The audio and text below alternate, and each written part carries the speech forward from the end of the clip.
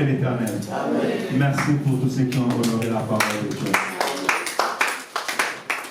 Il y a une très belle réflexion ici dans la parole. Vous êtes les sels de la terre, mais si le sel perd sa saveur, avec quoi la lui rendront-on? Il ne sert plus qu'à être jeté dehors et foulé aux pieds par les hommes. Alléluia. Amen. Bien souvent, bien aimés dans le Seigneur, nous repoussons des enfants de Dieu, nous repoussons des hommes et des femmes à venir à Jésus parce que nous perdons notre saveur. Alléluia. Tu perds ta saveur étant enfant de Dieu. Vous savez, lorsque quelque chose devient dégoûtant, on ne peut plus les manger. Alléluia. Lorsque les choses deviennent dégoûtantes, même la maison devient désagréable. Alléluia. Amen. Une femme qui est dégoûtante, même si elle a toute la beauté du monde, ou un homme qui devient dégoûtant, même s'il a toute la beauté, toute la richesse du monde, la vie devient difficile. Et son approche devient difficile. Alléluia. Alors nous étant enfants de Dieu, nous étant peuple de Dieu, disciples, Jésus-Christ va dire que vous êtes les sels de ce monde. Mais si vous perdez votre saveur, et aujourd'hui beaucoup d'entre nous ont perdu cette saveur. Il y a beaucoup de personnes qui ne prient plus parce que nous avons perdu notre saveur. En réalité, un enfant de Dieu doit être capable d'attirer. Nous sommes comme des miels qui attirent des abeilles. Alléluia. Amen. Un enfant de Dieu, tu dois attirer. La Bible déclare, allez dans tout le monde et faites de toutes les nations mes disciples. Comment tu vas aller dans le monde? Comment tu vas faire des disciples si tu n'attires pas des hommes et des femmes auprès de toi?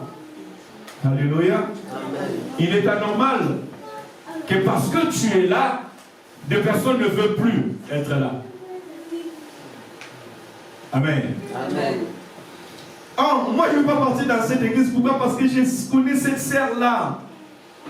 Elle m'avait fait ceci, elle m'avait fait cela. C'est la honte. Tu as perdu ton goût, tu as perdu sa saveur.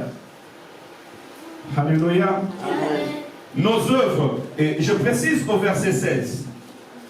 Dans le verset 16, la Bible nous dit, nous sommes en Matthieu chapitre 5, que votre lumière luit ainsi devant les mondes, afin qu'ils voient vos bonnes œuvres et qu'ils glorifient votre Père qui est dans les cieux. Ce qui nous fait, ou ce qui fait repousser des enfants de Dieu proches de nous, ce sont nos œuvres. Et la Bible nous encourage à avoir des bonnes œuvres. Alléluia. Amen. C'est les bonnes œuvres qui attirera des hommes et des femmes tout autour de nous. Et c'est les mauvaises œuvres qui repoussera des enfants de Dieu, loin du peuple de Dieu. Alléluia. Donc il ne suffit pas seulement de prier, il ne suffit pas seulement de connaître la parole de Dieu, parce que je peux connaître toute la parole de Dieu. Mais si j'ai de mauvaises œuvres, si je n'ai pas de bonnes œuvres, tu vas me fuir. Alléluia. Parce qu'à un moment donné, ce sont des œuvres qui parlent plus que tous les mots qu'on dit. On reconnaît une arbre par on reconnaît une arbre par ses fruits. Oh, mais tu donnes les oranges, c'est impossible. Alléluia. Donc on nous reconnaîtra aussi par nos fruits. Oh, nos fruits, c'est nos œuvres. Les fruits, c'est ce qui produit une plante. Et Christ nous dira qu'on vous reconnaîtra, vous les reconnaîtrez par leurs fruits. Alors nous devons très faire attention à nos fruits, ce que nous reproduisons. Maman méchant. Alléluia, méchant. Il y a comme des méchants. Moi, mais comme des méchants. Tu ne peux pas parler des faces dans la paix, dans la joie. Alléluia. Tu viens à l'église, tu es enfant de Dieu, mais à la maison, on ne te reconnaît pas. Ton mari ne prie pas, mais il ne te reconnaît pas. Ta femme ne prie pas, mais ne te reconnaît pas. Même si ta femme ne prie, ton mari prie, mais à la maison, on ne te reconnaît pas. Au boulot, on ne te reconnaît pas. Dans la ville, on ne te reconnaît pas. Lui aussi, il prie avec vous là-bas. Parce qu'à l'église, tu es une personne, mais à l'extérieur, tu es une autre personne. Mais comment tu veux que ceux que tu es avec eux à l'extérieur puissent venir à Christ? Alléluia. Nous sommes tous les porteurs de la bonne nouvelle. Il y a seulement quelqu'un qui a dit Amen, elle a dit Amen. Petit Béatrice. Nous sommes tous les porteurs de la bonne nouvelle. Amen. Nous sommes tous les disciples du Seigneur. Amen.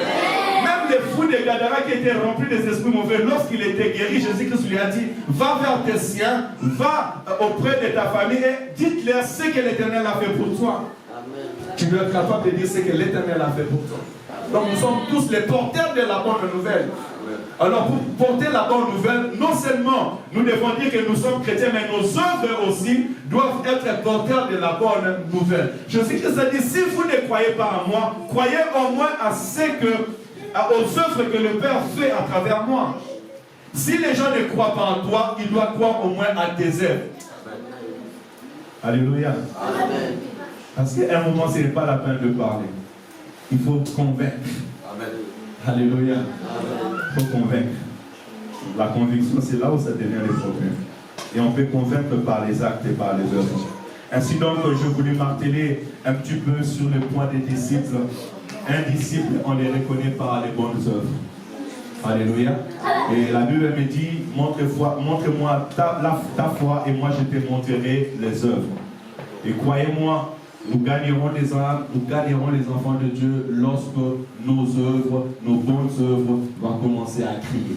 En fait, cette lumière-là, parce que la conclusion nous montre un petit peu tout le cœur du développement. Si Jésus-Christ va dire que vous êtes le sel de ce monde et que vous êtes la lumière de la terre, et il va le conclure en disant que vos œuvres soient vues de tous, ça veut dire que nous allons briller par nos œuvres. Alléluia.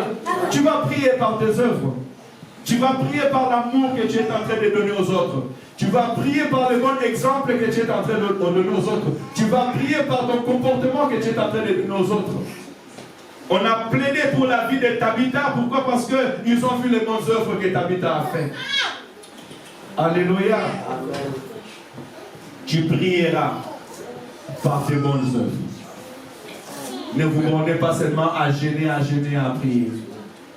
Mais aussi que nos œuvres puissent accompagner notre foi en Jésus-Christ.